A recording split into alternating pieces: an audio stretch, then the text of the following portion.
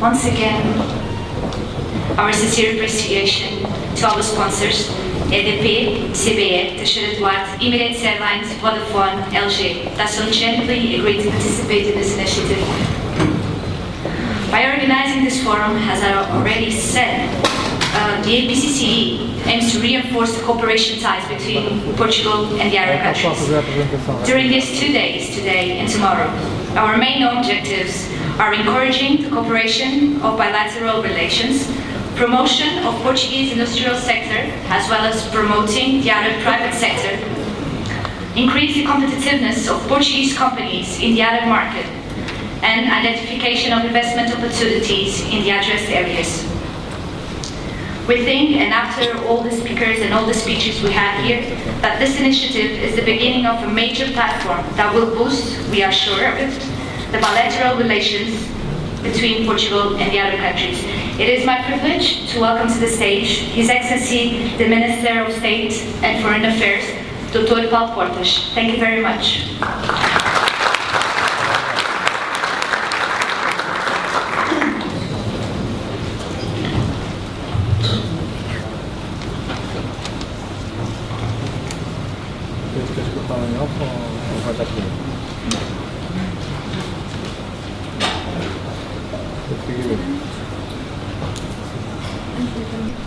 Queria começar por dar as boas-vindas a Portugal, país que conhecem bem, aos membros dos governos dos países árabes, nossos amigos, e expressar-lhes, desde logo, a prioridade que atribuímos ao relacionamento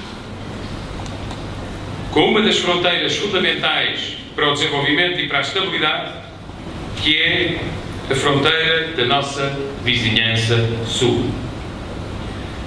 Queria agradecer o convite que me foi dirigido para encerrar este primeiro Fórum Económico entre Portugal e os países árabes e felicitar vivamente a Câmara de Comércio e Indústria Árabe-Portuguesa, na pessoa do seu Presidente, Engenheiro Ângelo Correia, e do seu Secretário-Geral, Dr. Karim, assim como toda a restante equipa, pela excelente iniciativa, muito bem sucedida, de organizar este fórum. É um evento de assinalável interesse que se pretende venha a contribuir para o estabelecimento de uma parceria em longevidade, conducente a um reforço ainda maior das relações empresariais entre Portugal e os países árabes. Quero também aproveitar para felicitar a Câmara de Comércio e Indústria Árabe-Portuguesa pelos seus 35 anos de existência, sendo este fórum a melhor forma de assinalar o excelente trabalho que tem desenvolvido ao longo de todos estes anos. As felicitações e agradecimentos são naturalmente extensíveis à Liga dos Estados Árabes, à União Geral das Câmaras de Comércio, Indústria e Agricultura dos Países Árabes e à AIP, entidades parceiras que também contribuíram para o sucesso desta iniciativa, bem como a todas as entidades empresariais que rapidamente perceberam a vantagem de se associar como patrocinadores de um fórum que permite um elevado grau de contactos para se poderem fazer e criar oportunidades que se desenvolvam em negócios e contratos. Minhas amigas e meus amigos, esta iniciativa prossegue um desígnio que me é particularmente caro e em relação ao qual tenho procurado apresentar uma política exterior coerente desde o primeiro dia, tradicional nesse país muito antigo e conhecedor do mundo que é Portugal e que aponta para o aprofundamento das relações políticas e económicas entre Portugal e os países árabes. É uma oportunidade tanto mais louvável quanto, ainda para mais, se insere num contexto marcado por um processo de internacionalização sem precedentes da economia portuguesa. No plano da diplomacia política, queria lembrar que as minhas primeiras viagens oficiais foram aos países do Magreb. E isso não aconteceu involuntariamente. Foi uma opção política. Queria também lembrar-vos que nestes 2 anos de mandato visitei já os Emirados Árabes Unidos, o Qatar, o Kuwait, o Omã, a Tunísia, a Argélia, Marrocos e a Líbia, alguns várias vezes, e com visitas das contrapartes com quem estabelecemos, para além disso, relações pessoais fortes. Queria também lembrar-vos que a aposta nas relações luso-árabes levou a que nos últimos anos fizéssemos um esforço suplementar através da abertura de embaixadas em Abu Dhabi e em Doha. Reforçámos assim a rede diplomática e comercial no mundo árabe, destino de um grande número de visitas institucionais e de variadas e robustas missões empresariais e científicas. Quero aproveitar para vos dizer que, apesar das obrigações de rigor que devemos cumprir do ponto de vista orçamental, Portugal continuará a procurar melhorar a sua presença diplomática no mundo árabe. Em 2014 procurarei que haja uma antena diplomática portuguesa pela primeira vez em muitos anos, porque já a tivemos e deixámos de ter, em Bagdá. Queria também sublinhar que em todas essas visitas fui destinatário de muitas declarações de avisado que me sensibilizaram, acompanhadas sempre por um interesse genuíno no intensificar do relacionamento bilateral por parte das autoridades, mas também por parte dos investidores, importadores e empresas. Em todas as visitas que realizei ao mundo árabe, tive a ocasião de me encontrar com os membros das autoridades e as autoridades políticas, mas também com as comunidades empresariais. Os países árabes constituem, do ponto de vista económico, mercados com elevado potencial de crescimento por 3 razões que são simples de observar. Porque concentram a principal produção de hidrocarbonetos a nível global. Porque registram fortes perspectivas de crescimento nos setores não petrolíferos, projetadas em grandes investimentos a nível de infraestruturas e também no desenvolvimento do capital humano. E porque, finalmente, todos estes países têm uma elevada capacidade de investimento além fronteiras. Quando se fala em países árabes, estamos a referir-nos a 22 países, cerca de 450 milhões de habitantes, e que, apenas em bens de consumo e equipamento, importam em cada ano mais de 400 mil milhões de euros. Bens de consumo e equipamentos que as nossas empresas produzem com elevada qualidade e estão habilitadas a fornecer. É-me ainda grato registar um facto que quero sublinhar. As exportações para os países árabes quase duplicaram entre 2008 e 2012, passando de cerca de 860 milhões de euros para 1.550 milhões de euros. Mas eu gostaria de sublinhar um indicador que eu pude observar diretamente desde o primeiro dia em que assumi responsabilidades na área da diplomacia económica. Entre 2011 e 2012, as exportações para o mundo árabe cresceram de 1.280 milhões de euros para 1.553 milhões de euros. Em plena recessão, as empresas exportadoras portuguesas deram uma prova e continuam a dá-la de extraordinária agilidade, procurando os mercados onde as economias crescem, onde existe disponibilidade para comprar os nossos produtos, e ao crescerem no mundo árabe estão a proteger a sua retaguarda em Portugal. Devo, aliás, sublinhar que no primeiro trimestre deste ano as nossas exportações para o mundo árabe cresceram 46% face ao período homólogo do ano passado, o que representa um acréscimo de nada menos do que 163 milhões de euros. Isto significa que, como sempre afirmei, as empresas são ágeis, tomam decisões pragmáticas. Os mercados tradicionais para onde Portugal exporta são importantes, mas como há demasiada recessão ou estagnação na Europa, as empresas portuguesas estão a ir para novos mercados, para economias emergentes, para sociedades que apostam no crescimento, no desenvolvimento e na qualificação do seu capital humano, que têm vontade de conhecer as marcas, os produtos e as empresas portuguesas. E o mundo árabe, nessa estratégia de diversificação, ocupa um lugar cimeiro.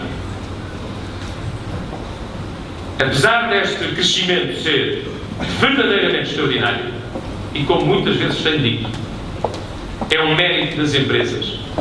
Aquilo que os governos fazem, se fizerem bem, é facilitar o crescimento das exportações e a atração do investimento. Mas quem decide exportar são as empresas e quem decide investir são também os empresários. A mim compete-me fazer parte daqueles que querem fazer tudo o que podem e está ao seu alcance para fomentar as exportações e facilitar o investimento, porque isso é decisivo para a transformação da economia portuguesa e para a aceleração do ciclo de crescimento. Mas queria sublinhar que o facto de haver um crescimento exponencial das exportações para os países árabes a um ritmo acelerado não significa que seja um trabalho esgotado. Podemos ainda fazer mais. Como sabem, os grupos de produtos exportados por Portugal para estes mercados têm algumas classificações tradicionais onde são fortes: os metais, as máquinas, os equipamentos, os minerais, mas quero também registar o aumento percentual significativo da exportação de produtos agrícolas e alimentares. Respectivamente, 70% e 25%, que encontram, em alguns destes mercados, clientes crescentemente interessados. Como sabem, melhor do que nós, os próprios dirigentes do mundo árabe, a questão da segurança alimentar e do aprovisionamento alimentar é estratégica para muitos destes países. Quero ainda salientar, até porque o acompanho de forma próxima, as potencialidades que se oferecem no desenvolvimento de parcerias com as nossas universidades e institutos, cada vez mais abertos à internacionalização e ao intercâmbio de estudantes. É também relevante assinalar a disponibilidade crescente de empresários de ambas as partes para poderem trabalhar juntos mercados regionais em que uns e outros tenham particular tradição. Queria também, sem demorar a minha intervenção, voltar a sublinhar um conjunto de razões pelas quais Portugal não apenas está interessado em exportar mais para o mundo árabe, como está aberto ao investimento do mundo árabe. Só acredito em relações económicas mutuamente vantajosas. Ambas as partes têm de se sentir confortáveis com o que vendem e com o que compram. E por isso, à política de fomento das exportações portuguesas para o mundo árabe também corresponde uma abertura e uma disponibilidade de Portugal para acolher o investimento árabe no nosso país. Por razões que eu acho que é desejável ver agora e não daqui a um ano ou daqui a 2 anos. É agora que é o momento de olhar para o investimento em Portugal. Agora que Portugal começa a conseguir financiamento autónomo dos mercados, já cumpriu 2/3 do seu programa de assistência, está a um ano de voltar a adquirir aquilo que é próprio do ponto de vista da liberdade de um Estado-nação tão antigo como nós somos, feitos todos os esforços, feitas muitas reformas, é exatamente agora o momento de olhar para o investimento em Portugal.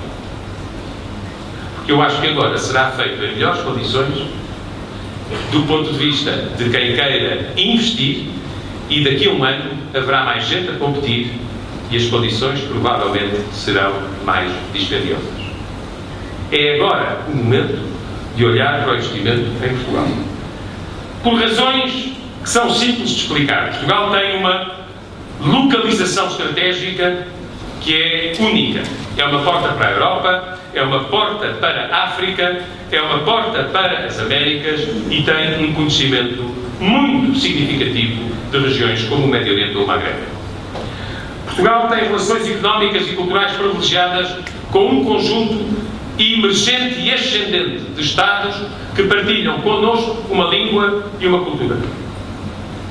E, portanto, quem investir em Portugal também investe numa plataforma para poder fazer bons negócios em países onde o português, nas suas várias formas, é falado.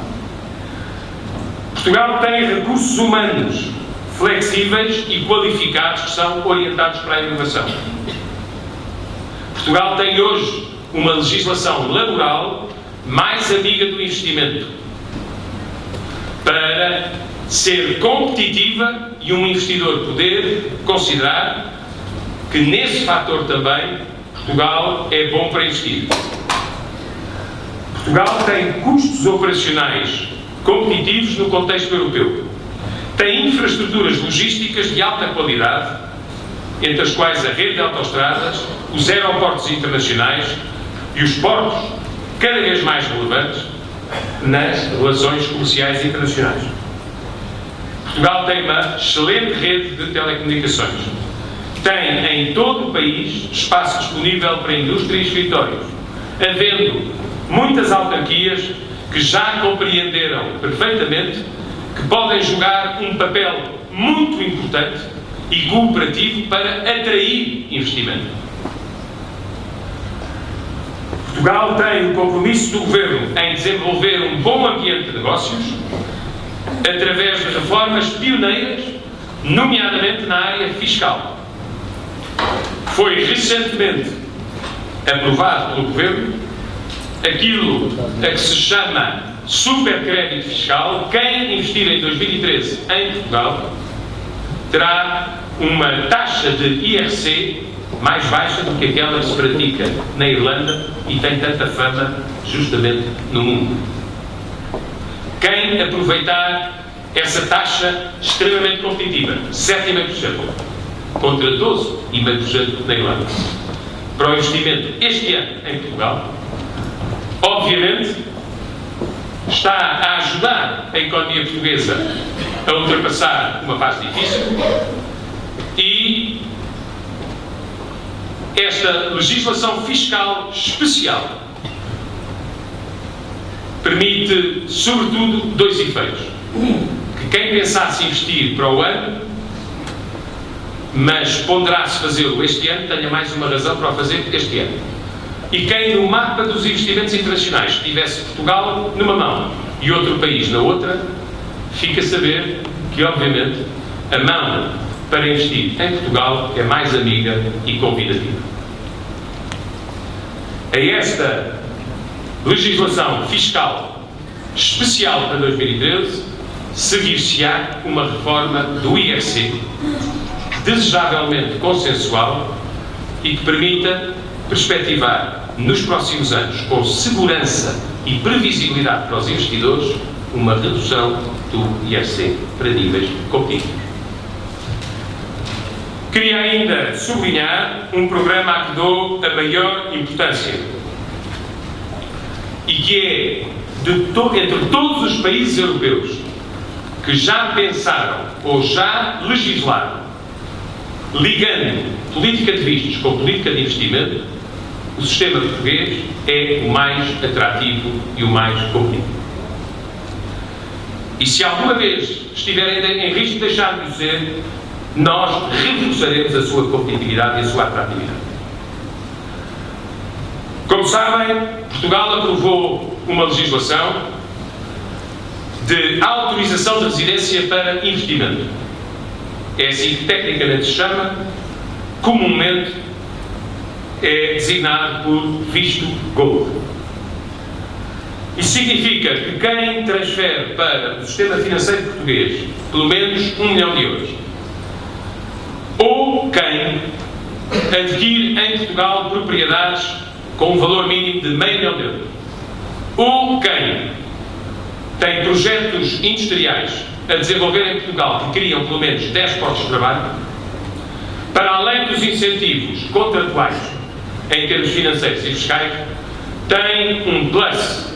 E esse plus chama-se visto gold, ou seja, uma autorização de residência por 1 ano, mais 2, renovável estavelmente, com acesso a toda a área Schengen, dado em condições de especial celeridade, tratando bem quem investe agora em Portugal. Quem investe agora em Portugal ajuda-nos a acelerar o caminho para o crescimento económico e, por isso, deve receber das autoridades portuguesas a capacidade de bem receber que sempre caracterizou o povo português. A este respeito, queria dar-vos uma noção de como evoluem as coisas em poucas semanas. Com um espaço de vigência relativamente curto do programa dos vistos gold, Portugal, esta semana, já tinha atribuído 40 autorizações de residência para investimento e como contrapartida de investimento. Isso significa uma colocação na economia portuguesa de mais de 30 milhões de euros e estão neste momento mais 90 processos em avaliação nas autoridades portuguesas. O que significa que o programa está a correr bem.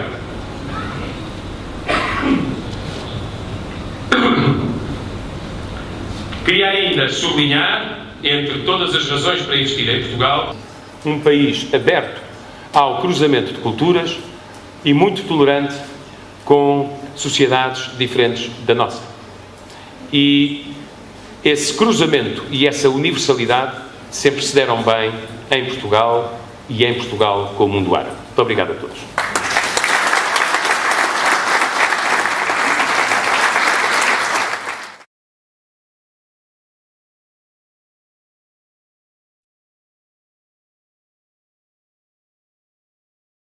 O mundo árabe está agradecido. Sabemos das viagens que o Sr. Ministro tem feito para todo o mundo árabe e das ajudas que tem dado a este mundo árabe. Eu apenas queria dizer o nosso agradecimento, e é isso que eu queria dizer, é isso que eu queria transmitir, portanto, para o Sr. Ministro. Muito obrigado.